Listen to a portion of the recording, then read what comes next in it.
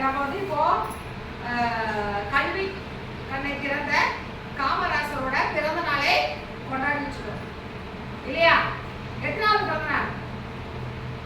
124வது பிறந்த நாள். ஏன்பா அவரு பிறந்த நாள் கொண்டாடுறோம்?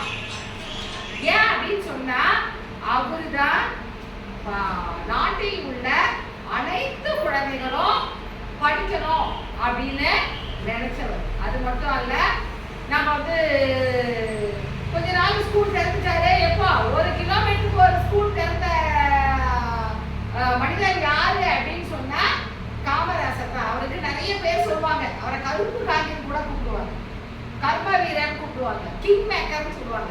கிங் மேக்கர் அப்படின்னா என்ன அப்படின்னு சொன்னா அவரோட பீரியட்ல தான் தனிய ஆளுமையா இந்திரா காந்தி உருவெடுத்ததா சொல்வாங்க.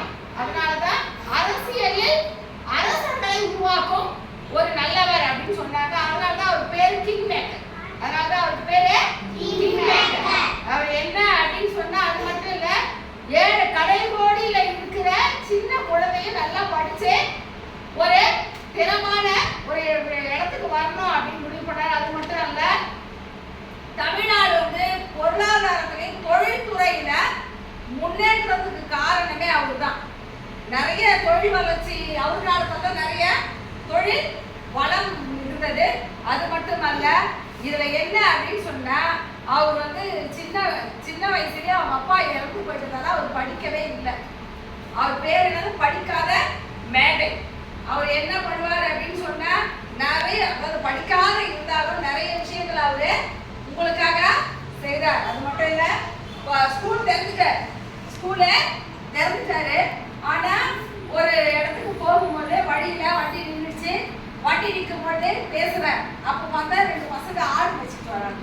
2 பசங்க ஆடு வச்சுட்டு வரானுங்க. ஆடு வச்சுட்டு வரும்போது இவர் அவங்க கூப்பிட்டு, ஏன்டா இதே பள்ளிக்கூட நேரமாச்சே, நீ ஏன்டா ஸ்கூலுக்கு போல அப்படின்னு கேட்கும்போது, எப்பா உனக்கு தெரியாதா ஸ்கூலு பள்ளிக்கூடம் எப்போ?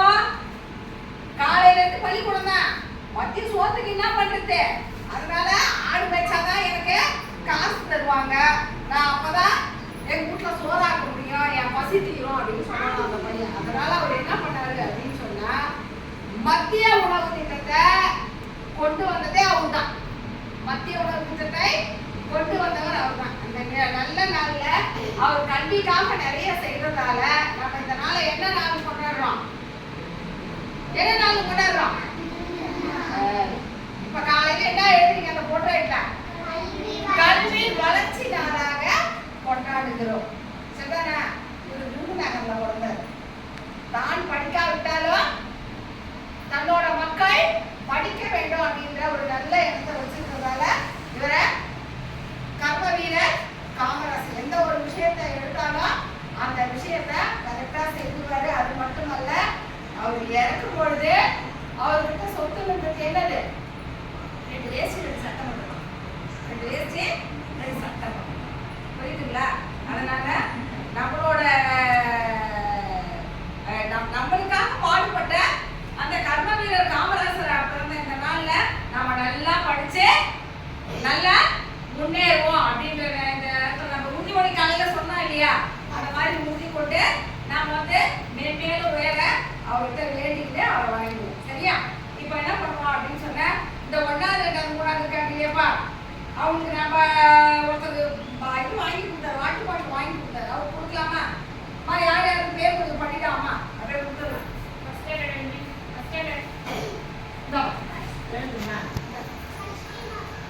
முடியா? சின்ன முடியா?